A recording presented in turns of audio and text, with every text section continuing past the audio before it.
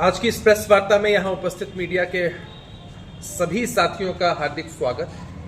इस प्रेस वार्ता में जैसे कि पहले ही सीतामढ़ी निर्वाचन क्षेत्र के सह प्रभारी और हमारी पार्टी के वरिष्ठ नेता मेजर इकबाल हैदर जी ने सबका परिचय कराया। हमारी पार्टी के जिला के अध्यक्ष सत्येंद्र कुशवाहा जी, अन्य लोग सभी उपस्थित हैं। देखिए, हम लोगों ने हमेशा जिस स्ट्रैटेजी पर काम किया है उसमें कभी जाति की राजनीति नहीं की है पार्टी ने।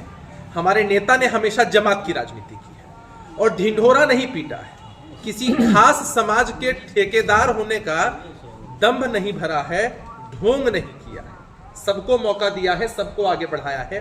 तभी तो अति पिछड़ा समाज की सबसे पहली पसंद इतने वर्षों से हमारे नेता नीतीश कुमार जी। जो पार्टी आज मुख्य विपक्षी दल के रूप में इस बिहार में है, वैसे तो उस पार्टी के 0 सांसद हैं लोकसभा के अंदर, लेकिन फिर भी वो दम भरते हैं कि देश में केंद्र की सरकार की ईंट से ईंट बजा देंगे। कुछ बातें बस मैं आपके सामने रखना चाहता हूं जो उनके असली चाल चरित्र और चेहरे को उजागर करने के लिए काफी है।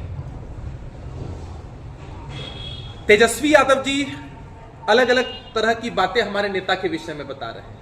कहीं किसी कार्यक्रम में हमारे नेता अनुपस्थित रहते हैं, उसके विषय में बताते हैं। अरे तेजस्वी यादव जी को यह जवाब देना चाहिए कि ऐसा क्या खास है कि लालू प्रसाद यादव जी को सिर्फ पीला लिफाफा बांटने के लिए अधिकृत कर दिया है।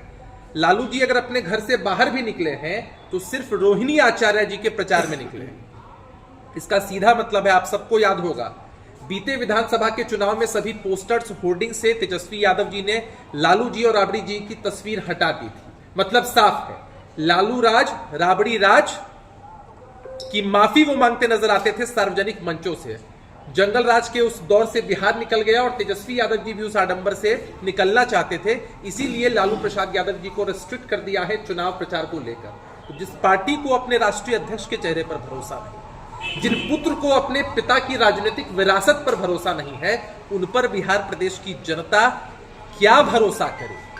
और लालू जी ने अगर प्रचार किया सिर्फ रोहिणी आचार्य जी का, हमारा सवाल है, पहले चरण के जो चुनाव होने हैं, कल उसका चुनाव प्रचार थम चुका है, कल मतदान होना है।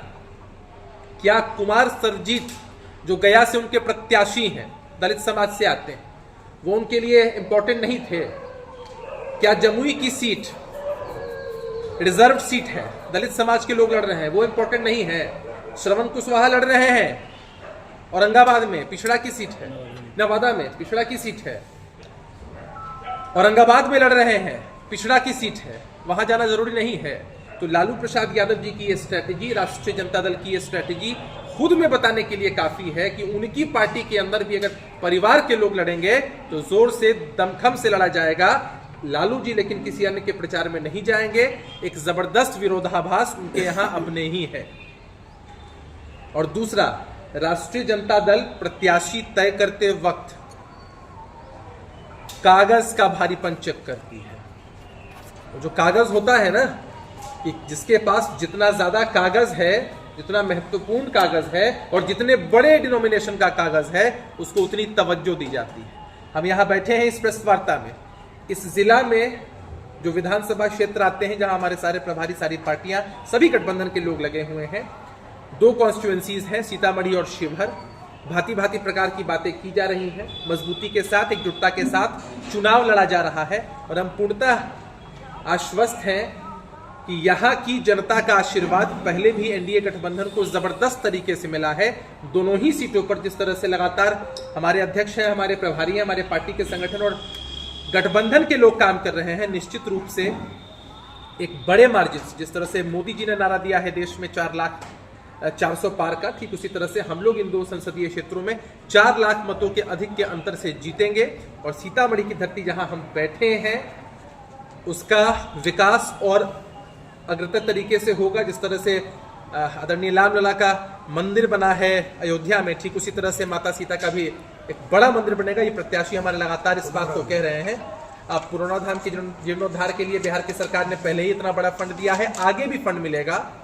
और हम मानते हैं, हम उस संस्कृति के लोग हैं, हमारी पार्टी उस संस्कृति के लोग हैं कि जहां गौरी के बिना शंकर नहीं, राधे के बिना श्याम नहीं, ठीक उसी तरह से सिया के बिना राम नहीं।